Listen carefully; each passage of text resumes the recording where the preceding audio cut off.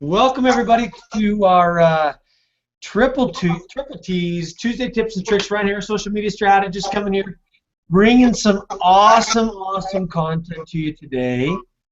I have the pleasure of having a good friend of mine here on with us, Matt Radford, who I've spent a lot of time discussing about social media.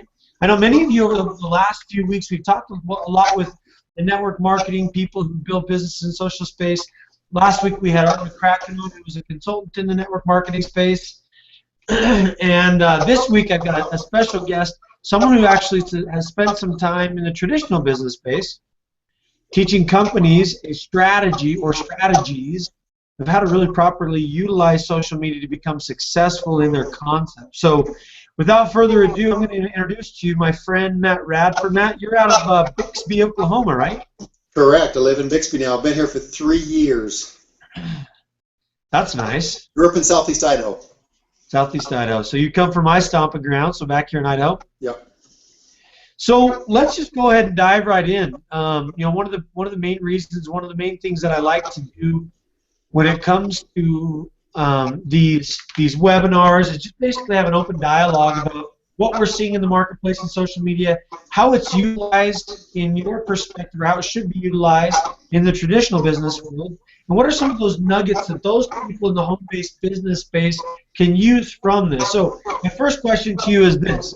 Tell me a little bit more about what you're doing in the space and what your approach is to social media when you have conversations, and kind of tie that in with what you're seeing in traditional businesses. Okay, excellent. Well, what I've done traditionally, and a little perspective, I did this I probably started it 5 years ago, and I did it with businesses in Wenatchee, Washington. I took a little hiatus for about 2 years in the middle, which gave me some unique perspective, not only to see some trends that were going on, but by seeing the beginning and the end of some trends because I missed about 2 years in the middle. So I kind of describe myself to potential clients as a old-fashioned doctor that makes house calls. So I want to get involved with their social media, not from 10,000 feet, just posting and looking at stuff. I want to get involved in their business, come by their business, be involved in their business, learn their business, and kind of be their voice. So I know, for example, if it's a coffee shop, what they're selling, I take pictures of it. I know in and out what they do on a daily basis. I stop in and get a hot chocolate. I don't do coffee, but I get hot chocolate every morning. If it's a pet store, I'm going to be in there and know the price of a canary versus a parakeet and take pictures of the reptiles and amphibians. So I'm on the ground and help them. They're going to get a half an hour of my time every day understanding their business, posting, and incorporating. So I have fewer customers, but charge more than people would typically because I, of course, want to make my money. But they always conclude that it's a good value when I really explain how involved I am and the number of hours they're going to get from me in a week. So that's kind of what I do. Yeah. So last time you and I had a dialogue, a conversation, we talked a lot about that. So tell me a little bit more. You know, from a differentiation perspective, why is that? You know, why is taking this very engaged strategy with these companies? Why is that intriguing to them? What are they feeling? What have they seen in the past? Well, and it takes a little convincing, actually, but I'm typically able to convince them. And you said the key word, and that's engage. There's a big difference, and the big dichotomy is reach versus engagement. You can reach people by simply giving them information. They can see it, they can read about it, but until they've interacted with you and engaged with you, that's when they start to build trust. And once they trust you and engage with you as a customer, then you can ask them to do things, whether it's coming in to buy coffee, stopping to buy a pet. I explain to people that you need to get customers to a point where you're not just reaching them, that you're engaging them. And I have some really unique approaches I offer to engage those customers. It comes primarily from incentivizing them. You need to incentivize people to become engaged. If you can engage them, they're going to, just like anything else, the more time you spend with a child engaged as a parent, they trust you, and you can ask that child to do something and they're going to do it, hopefully, as a parent. They don't always, I've learned. But so that's what I explain is, and most small businesses that I work with are great at setting up a Facebook page. They post every day, they get content out there, but that bridge between reach and engagement is a tough one, and I help to bridge that by really engaging customers. And the first step in that, as you hinted at, is I got to know the business. If I'm going to help them engage, I need to know. I need to know when they get shipments of different things and what the prices are, and I need to be a partner with them in social marketing, not just a poster of information. Yeah. So I think it's the difference of being kind of an infomercial versus being engaged and really understanding their business. So we're talking a lot of the communities that we share this with. They're more in the home-based business space. But how does that correlate? How does this concept that you're taking, the approach that you're taking to this world of social media traditional business, how can that apply, in your opinion? How can that apply to this home-based business space? Yeah, I think it applies because these are really the basic principles that govern this, really govern life in general. Whether you're, so in multi-level marketing, you want to engage someone to ultimately ask them for something, right? If we're trying to ask people, regardless of what we're doing in life, to do something for us. So to do that, no matter what the business is, to get people to do something for you, you have to have trust. They have to trust you, and to trust you, they have to be engaged with you and to have had a history of a dialogue. So no matter what it is, you have to engage people the same way to build the trust, to ultimately get them to do something for you, whether it's to try a product or just try this for a month and you're going to like it, or just if you try the enrollment fee, give it a couple months, it's going to work. So it's just these basic principles, and again, these are principles that work in life in general. If again, using the family example, if you engage enough with a family member so that they trust you, they will do things for you when you ask them to. So. Yeah. No, that's a very, very, very good point. So, I guess okay. So you're talking a little bit about helping people brand themselves, right? From a traditional perspective. So, what would you suggest, or what would you tell someone in the network marketing space that's new to Facebook, new to network marketing?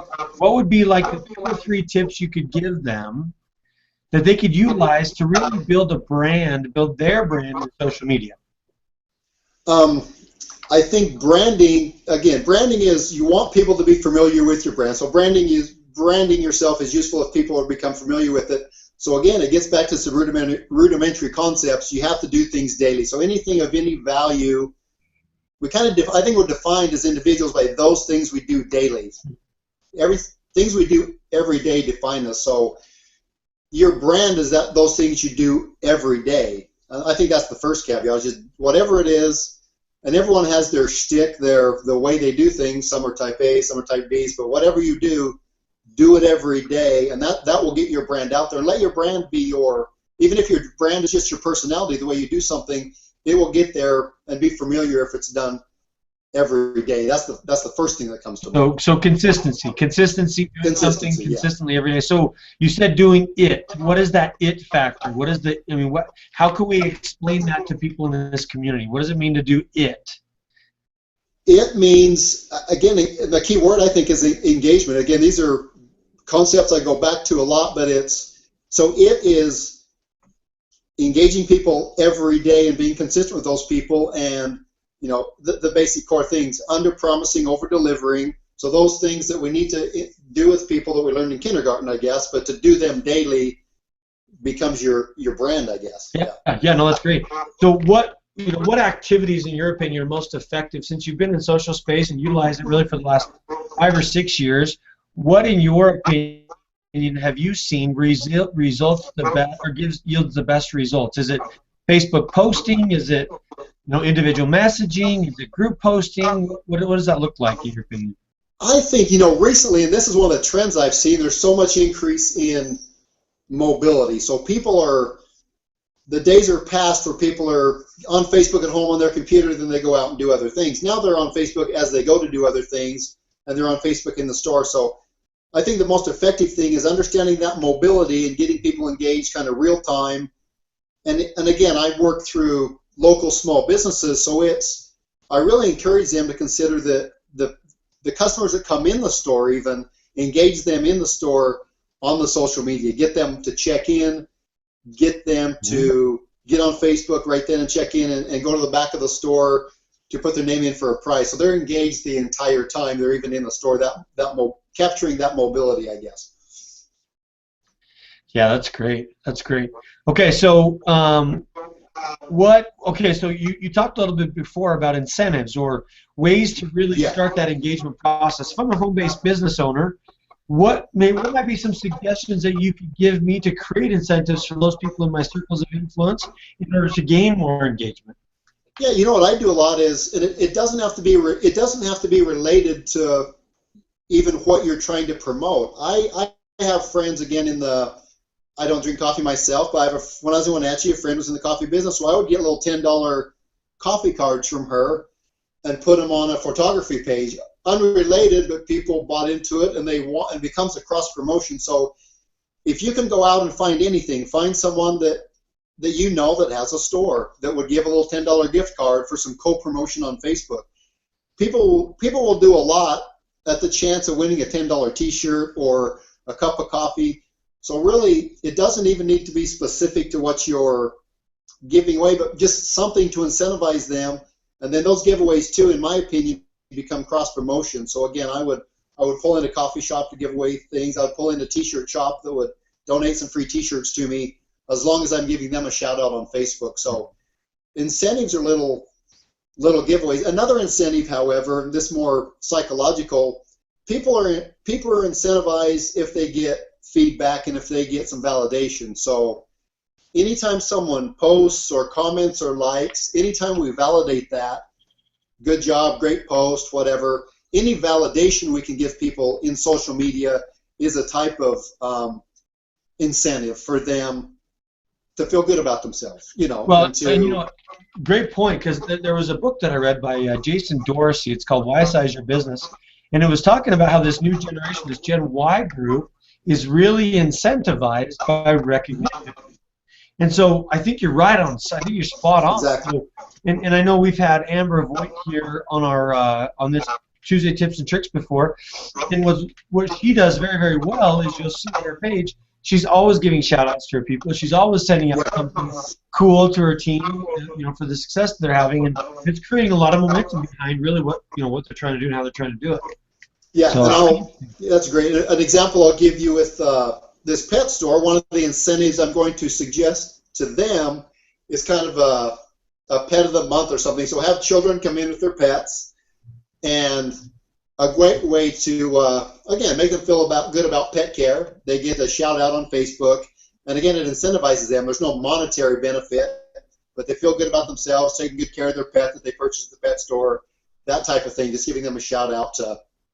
And that goes a long ways. And so there's monetary benefit, there's no pat on the back kind of benefit you can give people.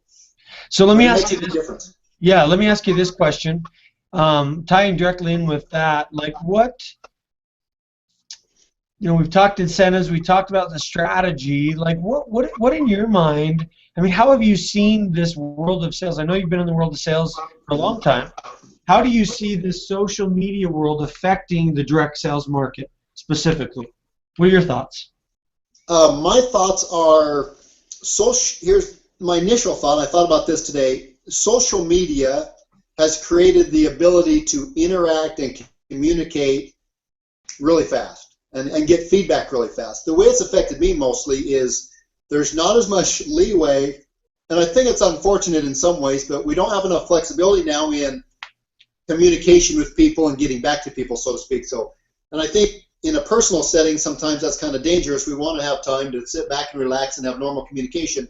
But in a business setting, it's created this situation where people are so mobile and so on the go and can communicate so fast that you have to be on top of stuff. You have to give that, not only do you have to give feedback and incentives, they expect it right now. And I've laughed on my personal Facebook. I've got a message before, someone asking why I didn't comment on their post or didn't like it, and it was an hour before. I thought, well, give me a little bit of time here to react, but people expect instant, and you have to respond to that in the business setting. I think that's how I've seen social media. The ability of social media has caused a populace that expects great speed in everything. Yeah, and it's really true. It's really true, especially in the network marketing space. And I think the interesting dialogue, or the interesting information, or I guess approach in the network marketing space is a lot of people in general feel like they want this instant gratification, and so they pounce. They tend to be quick to ask for a presentation or a close or so on and so forth. And what, in my opinion, needs to happen is there has to be an authentic relationship between you and that person that you're in contact with. You've got to nurture that relationship. You've got to find the reason that you would approach someone in that space and really identify what it is that your product or service or company can do for them, and then reach out and make that connection. I found that in this network marketing space, one of the things that, like you're saying, is people have a tendency to want to be so quick to jump in and kind of pounce on everybody in their circle of influence, or post on their social media page, hey, I'm part of this XYZ company, come join me. I think it's almost like a little bit of a lazy man's concept, or woman's concept, because they want something for nothing. They want instant gratification for a post that they put out when there was no value that was really established throughout that time frame. So maybe give us a couple ideas in your perspective of what does that value look like? If I'm a home-based business owner, what would be 2 or 3 things that I could do to provide value to my circle of influence?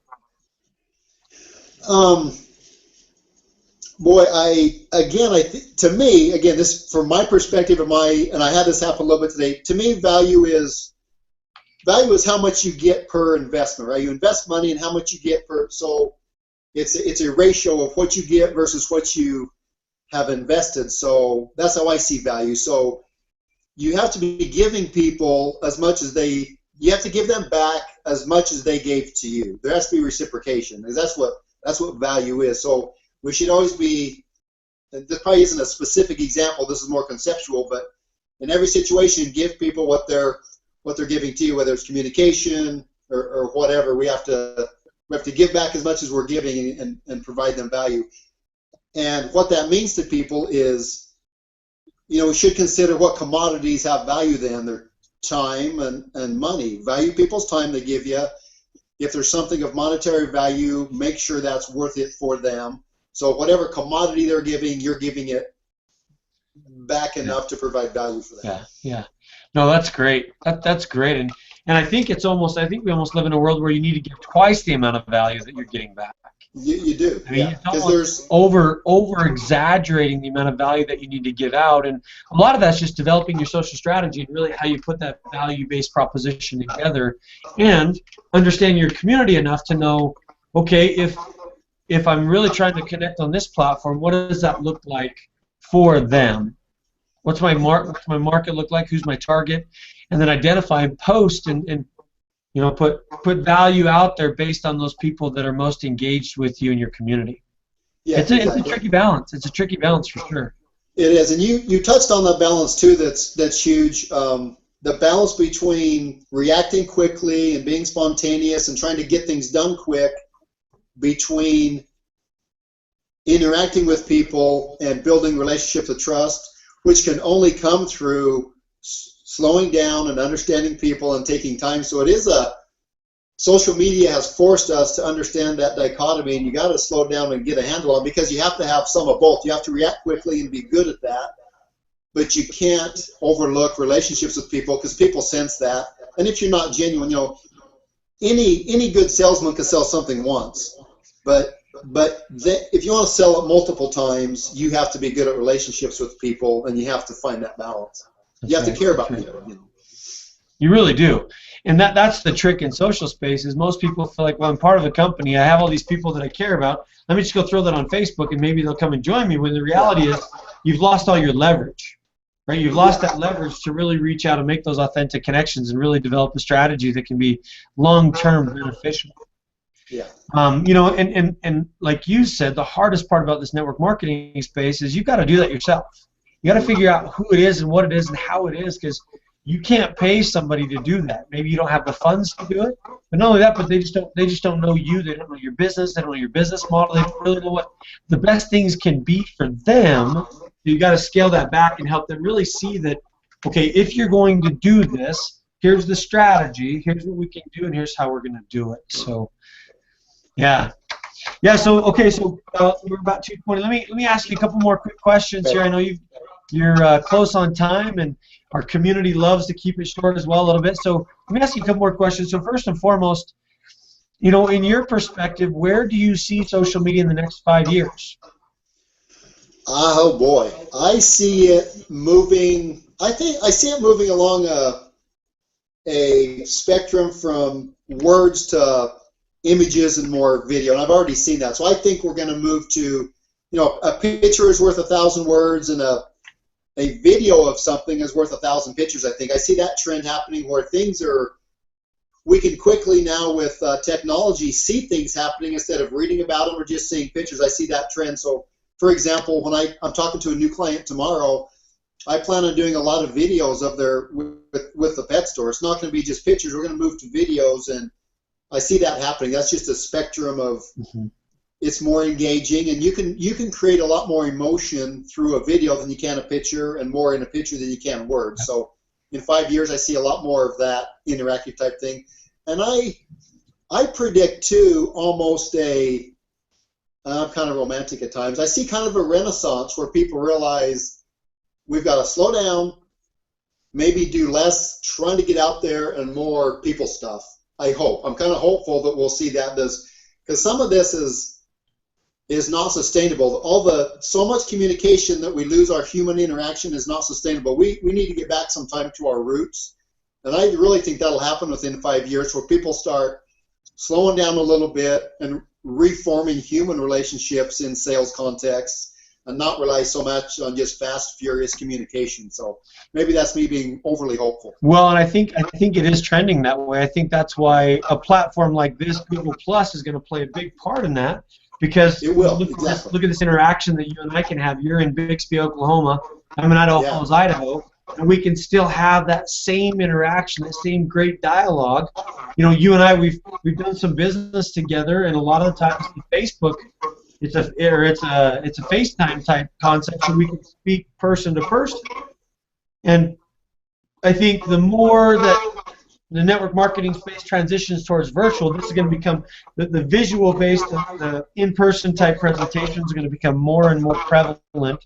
Not the belly-to-belly concept, but in the network marketing space, you'll see a lot more of these Google Hangouts, a lot of their platforms that come up that can have 20 or 30 people on at the same time and teach and train and coach and mentor and all those different things. So.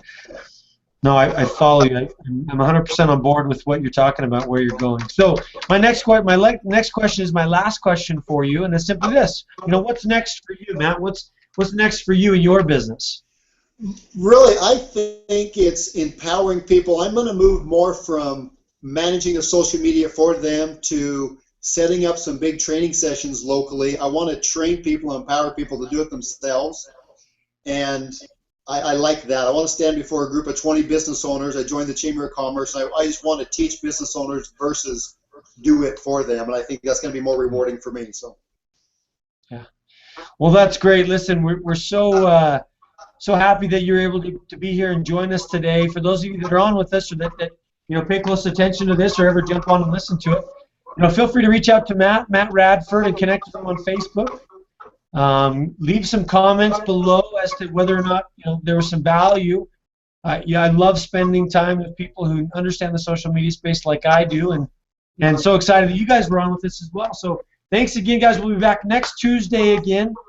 Triple T's, Tuesday Tips and Tricks, 2 o'clock, a week from today, which will be the 28th.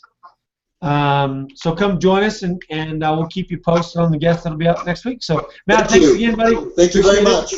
Bye, everybody. Appreciate it. Bye-bye.